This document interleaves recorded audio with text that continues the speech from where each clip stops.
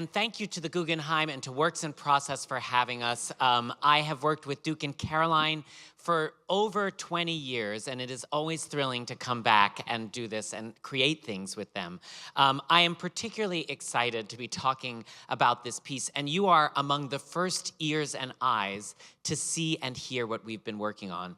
The world premiere is in just a couple of weeks, and so we're gonna show 3 different excerpts, a couple of scenes at a time. And so before we get into a long panel discussion, I thought what I would do is give you a little bit of the genesis of the opera, and then we'll set up the first 2 scenes, and we'll be off and running. So it all began with Michael R. Jackson. As most things do.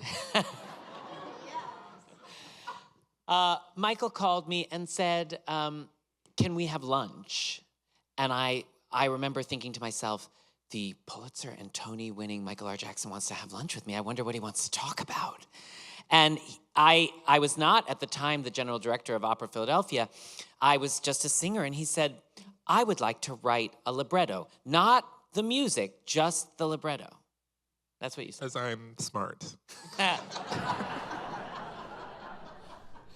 And I said, well, great, yeah, good. I said, I will file that away, and fantastic. And then I got this job, and my really incredible dear friend, Justin Vivian Bond, said, well, you know, I have an idea for an opera starring me. And I said, oh, are you gonna sing opera? And she said, no, I don't wanna sing. I wanna do as little as possible, which is what she said. But, you know, other people could sing, and it would be about a woman named Sue, and it would be called Complications in Sue. And I said, great, and so what's it about? And she said, well, I don't know. And it was at that time that I thought, wait a minute, I should call Michael R. Jackson because he wants to write an opera libretto. But my problem was, from a practical standpoint, I didn't have time to commission a composer. It can take 4 years to write an opera. So I called you and said, would you consider writing a libretto in 10 pieces so I could commission 10 different composers, and for our 50th anniversary at Opera Philadelphia, we could feature people from the future and from the past and from the present of Opera Philadelphia. And so, Michael, you wrote a story called Complications in Sue. Yes, I did. Which was like really interesting because this is I'm an opera fan, though not especially knowledgeable of it, but I have great respect for the medium, and I've always been fascinated with what you can do with language and ideas in the operatic form. And I wanted to, and when presented with this idea of this character Sue, played by Justin Vivian Bond, and challenged to sort of come up with what a story arc for her might be, I thought that the easiest thing would be to sort of tell the story of her life in a way. And so I came up with the concept that we're watching moments from Sue's life from birth to death over a period of 99 years, and that each composer would set one of those moments with characters who are singing to and about her over the course of those 99 years. So each episode is from a different decade of Sue's life, and what we're about to see is the second decade of her life, which has music written by Missy Mazzoli, who of course premiered Breaking the Waves at Opera Philadelphia. And so what's happening in this scene? In scene 2, we are meeting characters near and dear to Sue, Santa Claus and Mrs. Claus, his wife, who are in the... and Santa Claus is having a bit of an existential meltdown about the season, which he's come to have some like bittersweet feelings about after thousands of years of delivering presents to the world's children. The second scene, which you'll see in this portion, is from the third decade of Sue's life. Technically the second, right? The first, right. It's We start at year 0. year 0, and then we're in our 10s, and this is, yeah. So the second decade, and it's the first operatic foray of the composer Andy Akiho. And so what's the scene? This is a scene that takes place on a college campus somewhere in America that Sue is attending, and we're meeting 2 co-eds who are watching her from afar. She's a recent transfer from another university, and they're making observations about who this new student, Sue, might be. And I think it's important to just mention that the role of Viv, of Sue, will be played by an empty chair in scene 3. And also, we must tell you that we just staged this scene a mere 2 days ago. So, you know, love it. We're happy. We're happy that Viv is here with us tonight amongst us, Justin Vivian Bond. But yes, you have to come to Philadelphia if you want to get to see Viv on stage. All right, let's hear it.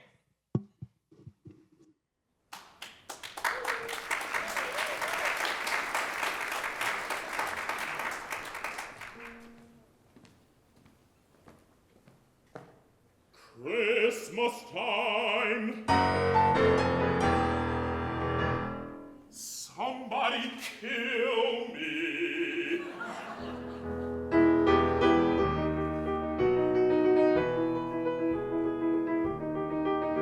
The weight of this time of year is overbearing.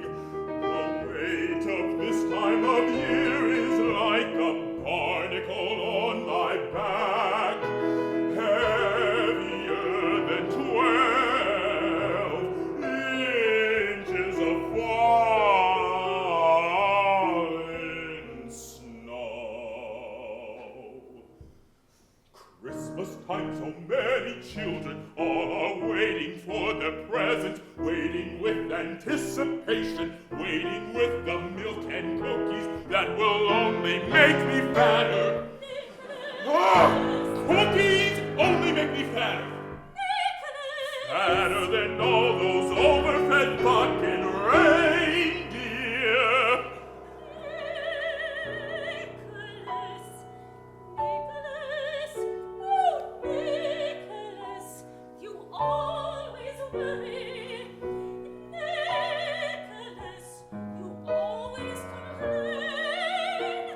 But every year the presents get delivered, and every year the children are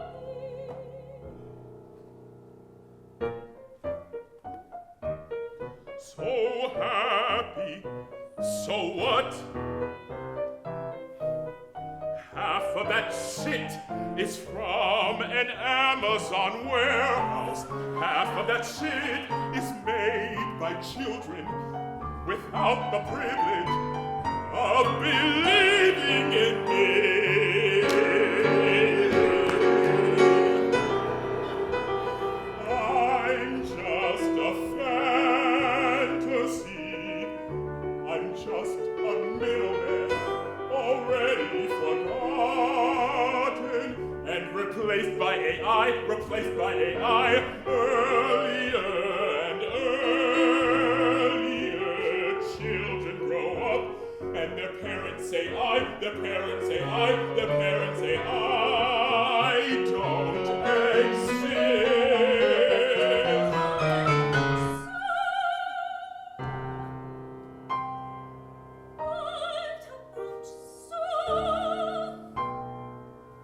Her mother told her, "You're not ready."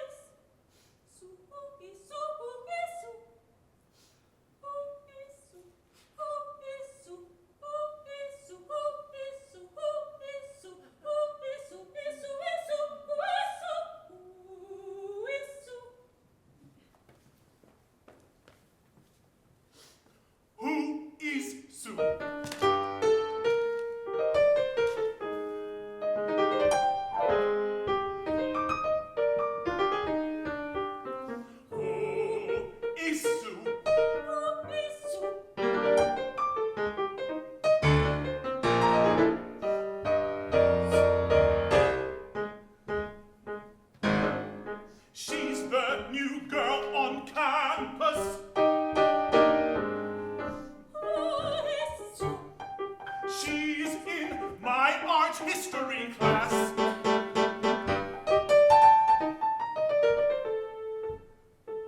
She transferred from Wesleyan.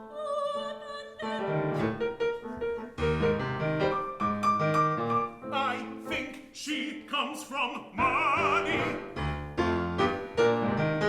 I think she comes from California.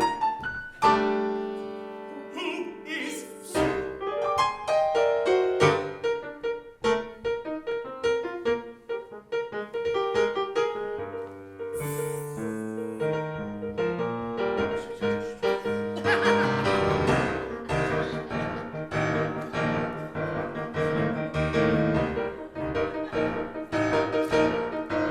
She's a blank slate. She- She's a blank slate. she- She's a blank slate. she- She's a blank slate. she- She's a blank slate. She's a blank slate. She's a blank slate. She's a Blank slate, She's a blank slate, she's a blank slate, she's a blank slate, in a lot, she's a blank slate, she's a blank slate, in a lot of ways.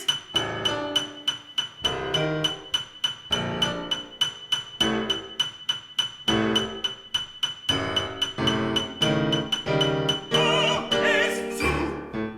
She makes me feel uncomfortable. Who is Sue?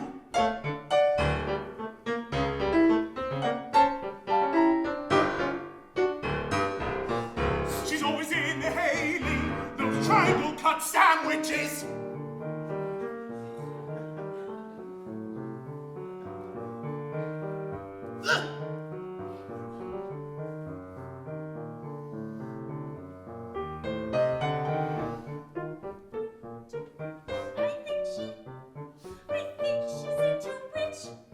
I think she had a rhinoplasty. Eek!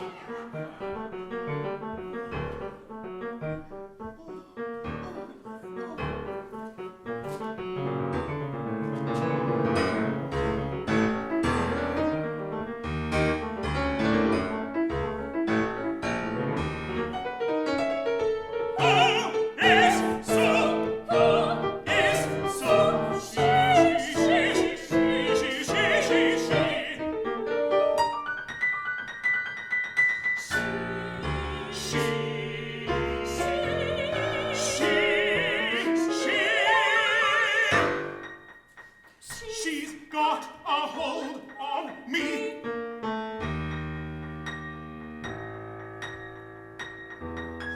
She remains a mystery. I hate her, and I want to be her. I hate her, and I want to be, and I want to be her, and I want to hate her, and I want to be, and I want to be, and I want to be, I want to be, and I want to be, I want to be, I want to be, I want to be, I want to be her. she's a little bit shallow in Nashville.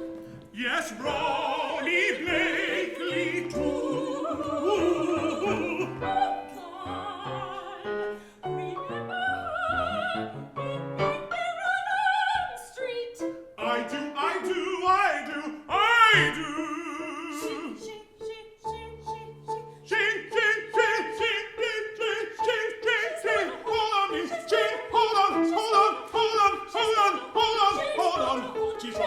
She's got a hold on me, hold me. She's got a hold on me, she's got a hold on me, she's got a hold on me, she's got a hold on me. Remains a mystery.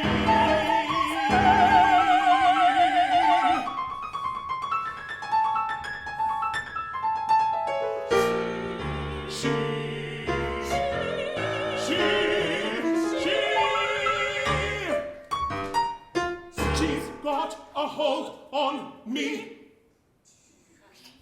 She remains a mystery.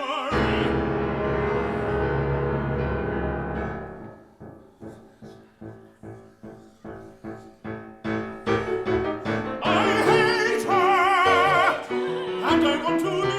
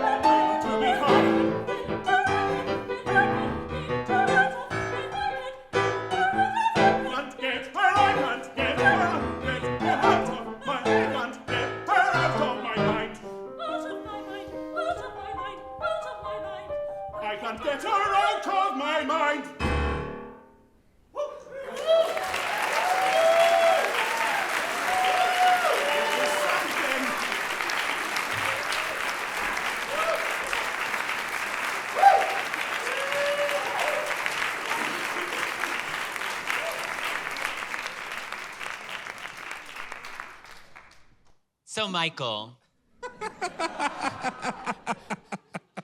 what were you thinking about when you wrote this libretto? And also, what was it like to write a libretto as compared to writing a piece of theater? And does it feel like a different world to you?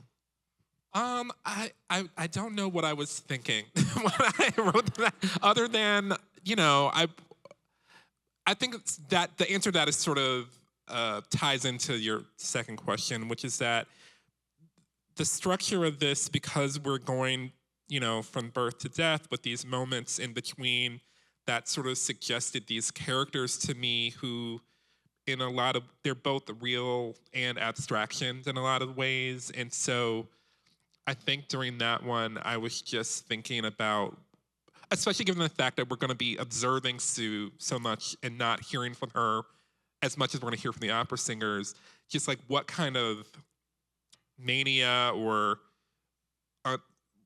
exists in these characters who are singularly obsessed with this one character who we don't always have internal access to. And so from that, I think just sort of sprang a kind of, just kind of a stream of consciousness that I think they so expertly just displayed here. And one more question for you. What is it that made you want to write a libretto? Because I was mad at musical theater.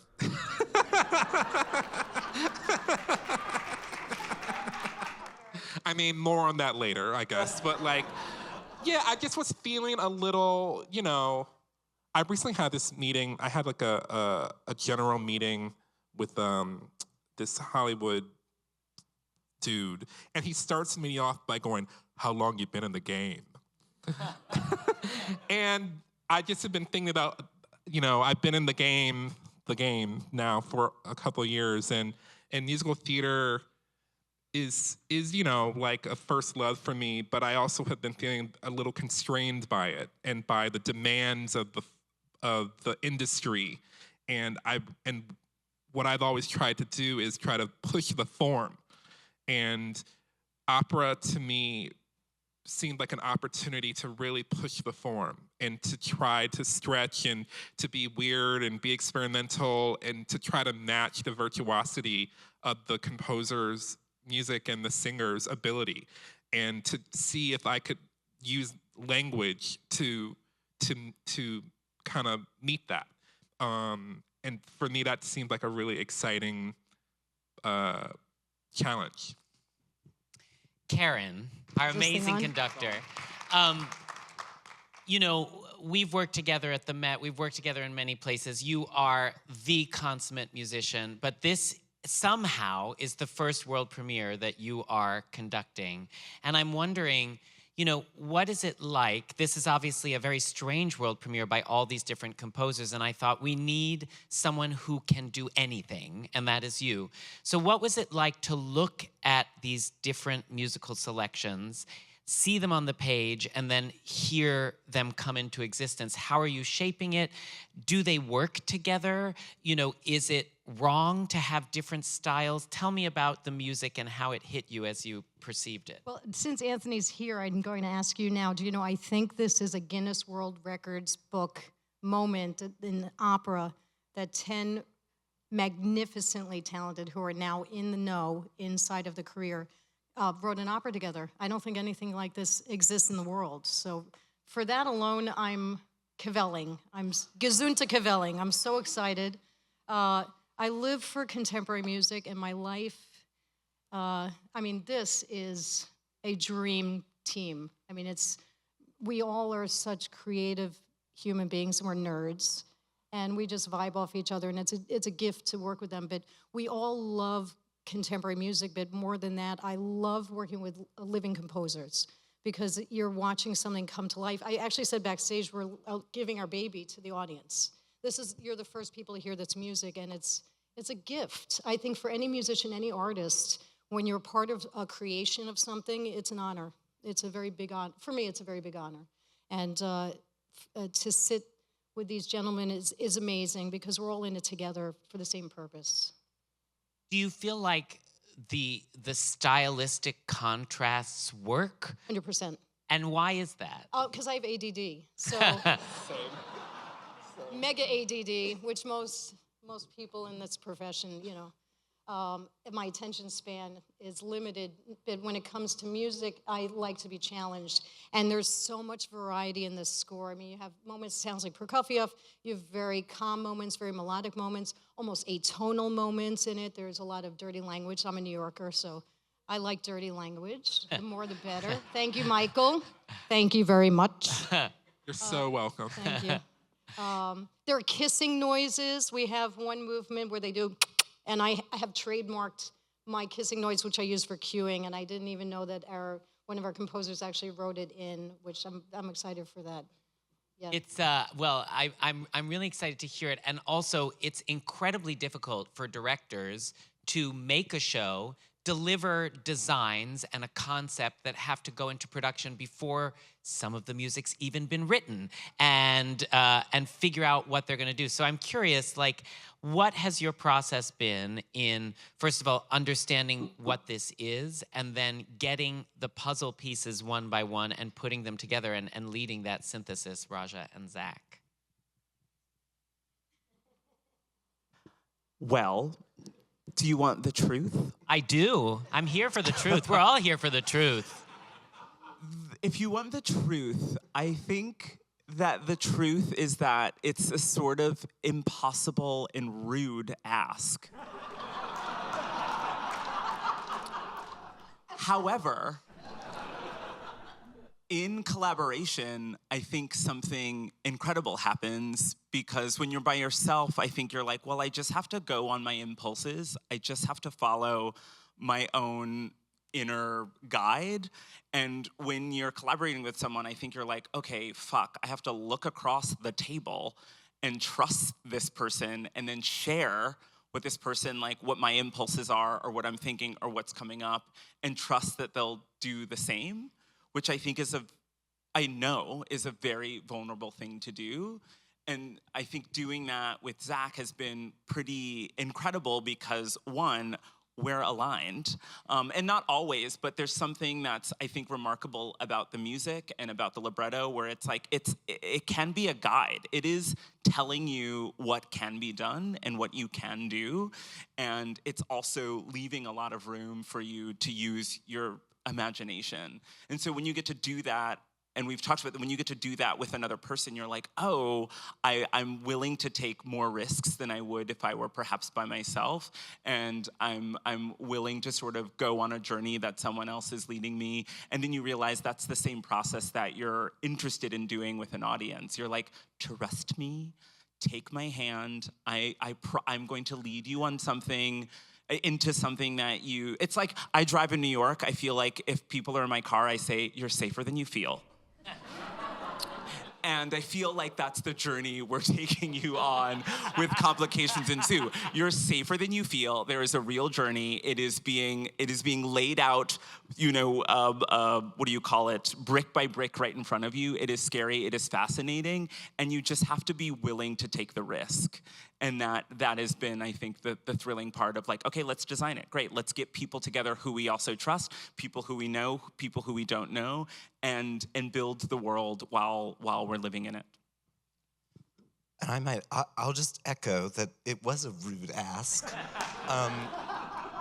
But I also think that, Anthony, when you and I were talking about it pretty early on, we kept talking about it as like a surrealist parlor game. That like when we gave the composers their scenes, we didn't actually give them the rest of the piece because we wanted to like push the contrast. We didn't want people to be like clever about how they were connecting from the thing before to the next thing, etc.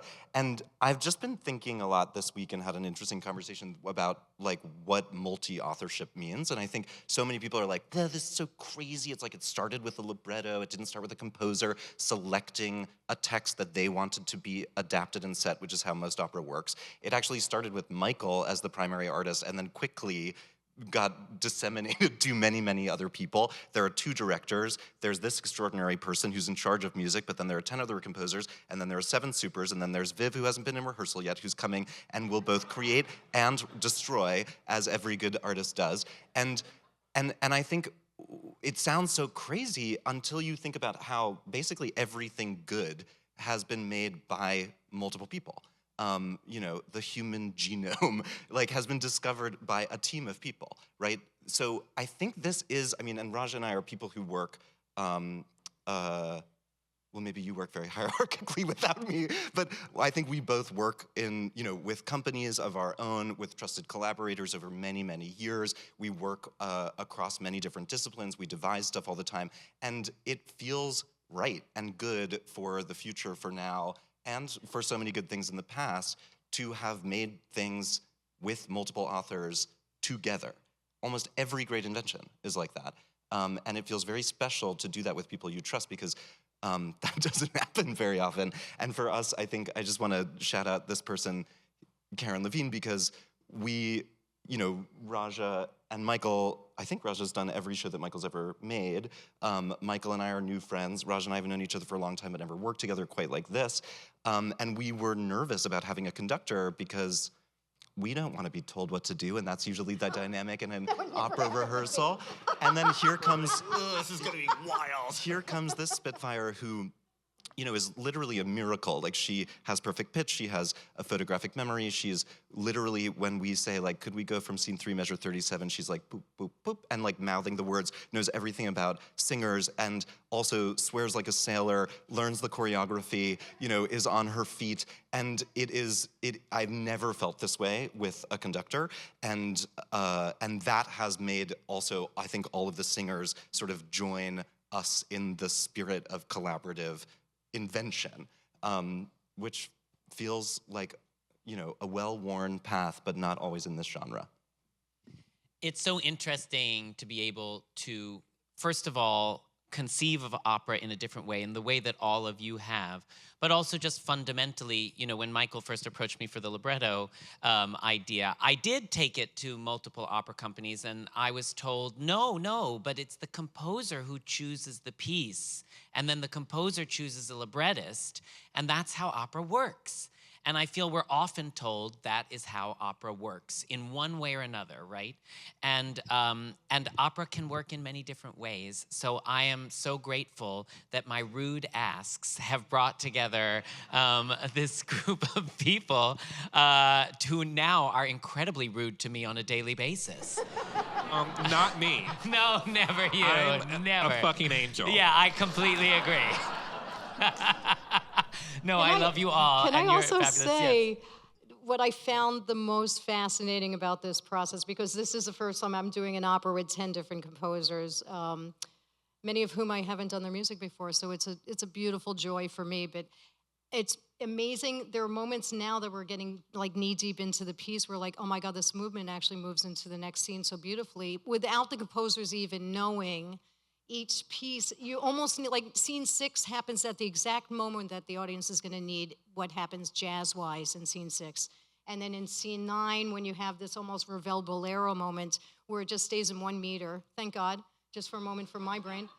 It's just the moments of respite that we didn't even ask. We didn't even say, you must write a piece in this vein, you must stay in 1 meter. It just happened, and I think it's kismet, which I totally believe in. It was meant to be that these 10 composers, without even knowing that they kind of linked together without even knowing, which is, I find quite amazing. It is exciting. So next we're going to hear scene 5, which is by the incredible Dan Schlosberg, who's here with us tonight.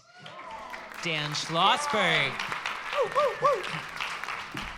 So Michael, can you tell us what's happening with Roger in scene 5? Yes, so this is a scene where we're meeting the character Roger, who we have heard about a little bit in a prior scene, and it's Sue's ex-husband who is giving her, he got a message from her that he didn't expect, and he's giving her a phone call back. And then we're going to hear scene 6, which is the first operatic foray of the great jazz singer and composer Cécile McLorin Salvant. And so can you tell us what surreal thing is happening in scene 6? Yes, in scene 6, we are meeting Sue's algorithm, who is very displeased with her lack of cooperation. All right, on to the music.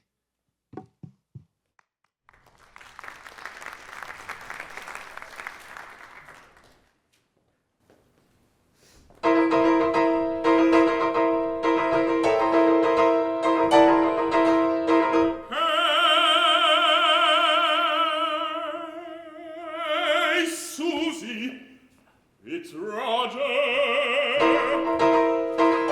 Well, obviously you know that, but I got your message, so I'm just calling you back. It's been a long time since the last time we spoke, and honestly I was surprised to hear from you. Are you still working in publishing? Are you and your mom still not speaking? Did you move to the Upper West Side and get out of Brooklyn? Or are you still stuck in Borum Hill? You just had a birthday, the big 4-0. And even though we haven't been together for a while, I remember. I still remember.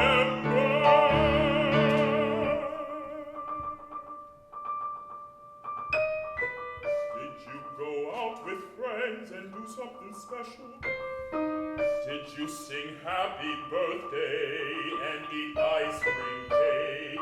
Or did you just stay home and watch All About Eve? You always were a loner, which drove me crazy. But I won't dwell. I hope you're well.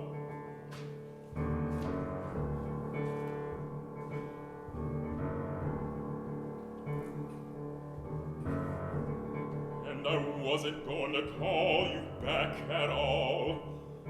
'Cause like I said, it's been a long, long time. And I'd long since decided to let sleeping dogs lie.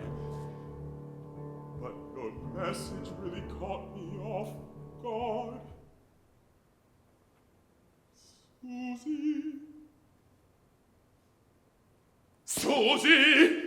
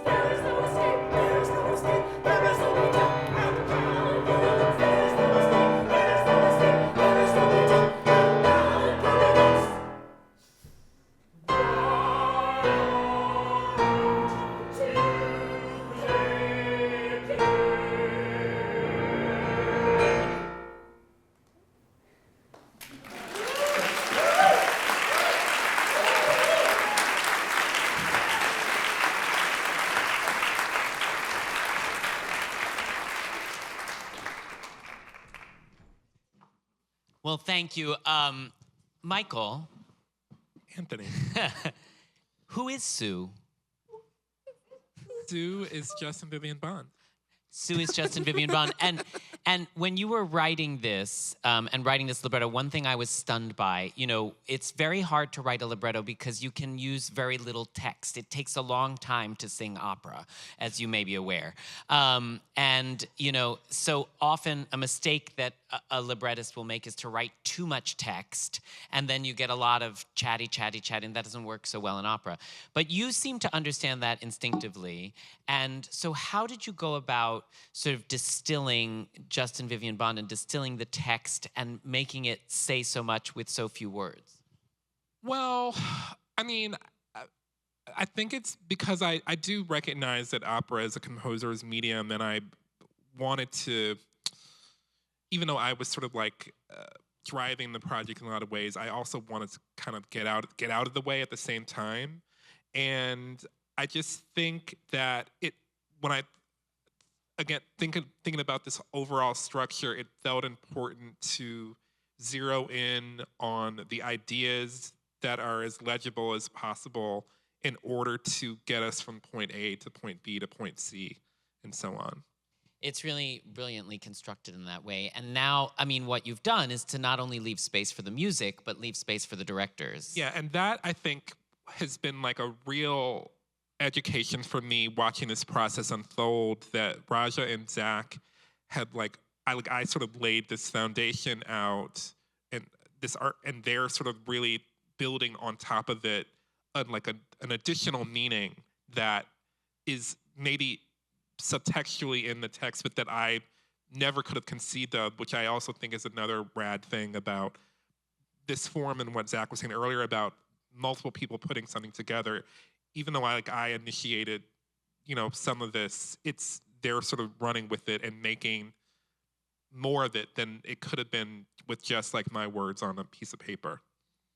And Raja and Zack, how do you think about integrating the physical world that you're creating with the kind of psychological world that is Sue's universe? You know, what is your process like? You've talked about devising theaters, so, you know, it's not all done yet. We've got a few more weeks before we open. But can you give us a sense of what the marriage of these internal and external worlds will be like?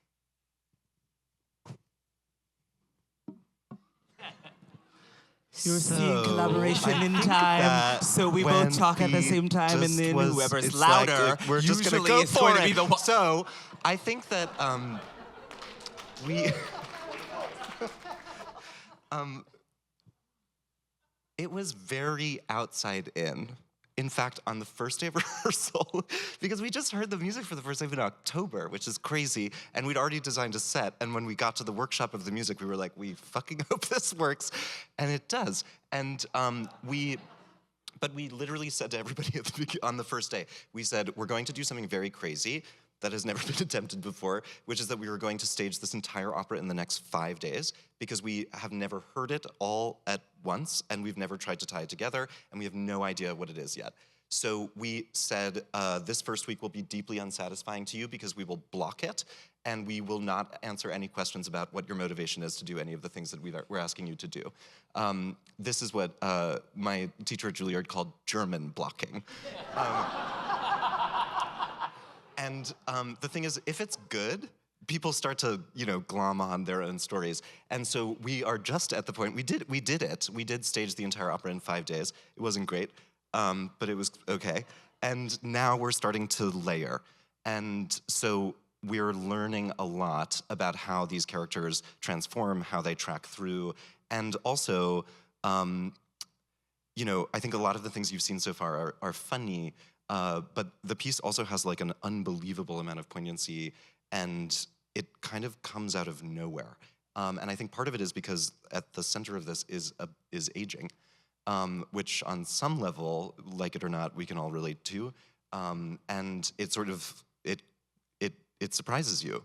And that is one of the things that's happening as we're working, that I think we keep finding these moments of like, whoa, this absurd, silly thing suddenly, like, the bottom falls out, and it feels, like, incredibly real and right now. I would say echo, because that's what you do in good collaboration. I agree. Yes, and. Yes, and. I think something particular about this collaboration, which is wonderful, and thinking about physicality, is that both Zack and I started our careers with dance and dancing. And normally, for me at least in a process, the director directs the cast and I direct the director. And that's what a choreographer does, if you didn't know that. And in this collaboration, we are both dancers, and so what can normally be in a process when a choreographer is like, let's try this, the director is like, that's not possible, or the actors won't do that. And I think because we know our bodies so well and know bodies so well, we're like, it's a body. Like, everyone has a body, you all have bodies. We can get their bodies to do things that they probably don't think they can in terms of physicality, and it will inform them more than we can probably put words to. And when you're working with someone who also knows that, and we can geek out about that, then it's like, I don't know, I've seen a few operas. I have not seen opera singers do that. And the first day we tried to do that, they were like, nah. And now we see them, they're like, like they go for it. And to me, that's really thrilling to see them push themselves in that way. And we get to learn. Physicality is a feedback loop. So you put it on their bodies, you see what they do. It informs the show. It is a track of dramaturgy for the production. What are the bodies doing? A show that is about aging, a show that is about people, is also about bodies, and it is often forgotten. And so for us, for me, I want to speak for myself, but I think it's okay that I speak from me and my collaborator. It is easy to do that. It's easy to sit in my body and say, what does it want to do? How does it respond to this music? How does it respond to this text? And then the exciting part is shaping that into telling stories, shaping that into telling a joke, shaping that into what Zack is describing as this sort of like deep heart of what the work is. And that is, my friends, it's in the body. It can't be done without the body. And Caren, you're not only beating time, you are really supporting these singers in everything they do. How is it that you support a singer? How do you take a singer? Because Caren was a dancer too. Tell them, Caren. Was a dancer. I started as a dancer, but I did gymnastics, ballet, tap, point. The body. It's in the body. But you are giving them so much. What is it? How? Give us your secret for making people. My manager said I can't. for how do you make them sing this really difficult at times music and also get the staging and also create a room that it feels like everything is possible? It's twofold. My mother is amazing. She studied Reiki, and she's like me. I don't blink when I think it's an ADD thing, because when I can't focus, I'm constantly doing this. But when music is involved, I will. For last night, I was doing Puritani at the Met for 3.5 hours. I sat there like this. I don't blink, and I've studied Reiki, so I actually do Reiki through my hands and through my eyes, that's my little secret about myself is anytime I'm working with somebody and it's new music that they'd never done before, I just will stare them down. I'll just stare at you down. I'm just gonna stare at you right now. Yeah, if you make eye contact with somebody, because the soul is behind the eyes, and I see them and they see me, all the walls go away and the nerves go away, and it's almost like a horse with blinders, and they start to focus, and then all the nerves, I always tell singers, just give me your nerves. I don't get nervous, just give me everything, I'll take it, and then we go into a little bubble. And that's my secret. It's very exciting to see the layers that will come. The amazing set by Crit Robinson has some surprising elements, I would say, that will be shocking. And costumes for the opera singers by Victoria Beck and for Justin Vivian Bond by Jonathan Anderson, all will illustrate all kinds of different visual realities. So let's. Before we talk about the last two excerpts you're going to see, I just want to encourage you all to get your tickets. They're going very quickly. It's February 4th, 5th, 6th, and 8th. And obviously you don't want to miss it. If you've made it this far, you want to see how it ends up. So it's very exciting to be able to innovate in this way because of the supportive infrastructure we have and the supportive people we have at Opera Philadelphia. So it means that we can think different and, in fact, make opera but different. And this is, I think, sort of one of the missions is to pave a path to the future. So please join us. It's just an hour away. Okay, so let's set up the final excerpts. This is scene 7 by the amazing composer Alistair Coleman, who's here with us. Hey, girl. So what's happening here? This is Sue's neighbor who lives in her condo, who is giving her a call or speaking to her about some things that he has on his mind. He's been holding on to a lot about the state of the world and his place in it, and he is feeling a little lonely and wants to share. And then you'll hear a little bit of the last scene, spoiler alert. So what is happening, and this is music by Nico Muhly. And what is happening in this final scene? The final scene, we are in the last moments of Sue's life, and she gets a visitor.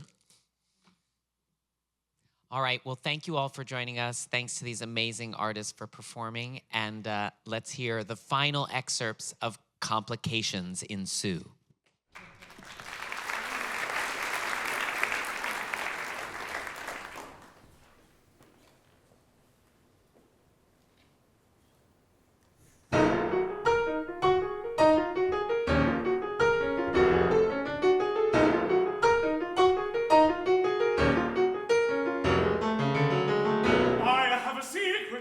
Dying to tell, but these days, I shut my trap and pretend to be asleep.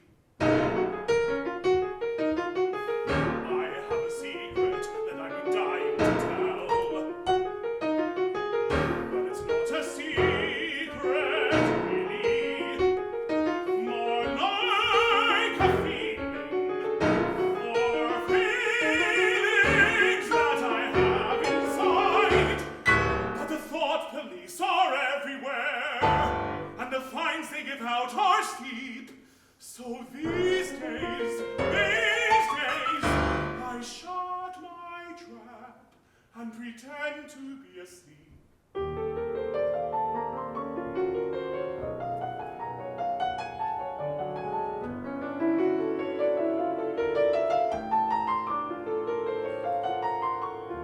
But I I've tried everything, but nothing will soothe my soul. Nothing will soothe my soul. Nothing will soothe my soul but to click and to scroll.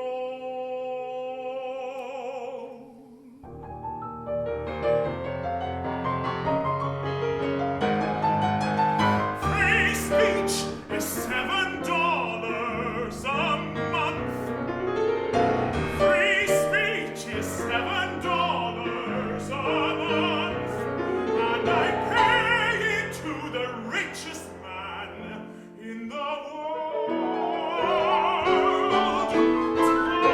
Time is money, and money is speech, so I lose money and time and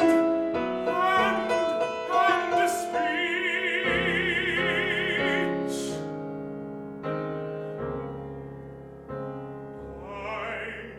I'm so lonely soon.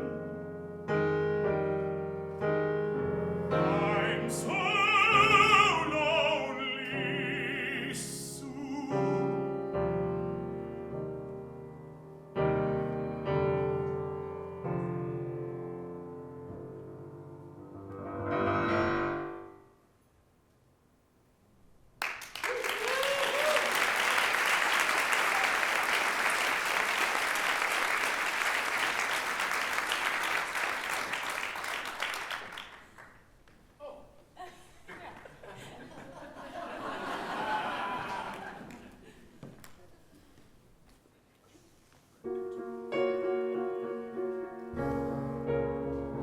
Look at the candles. The candles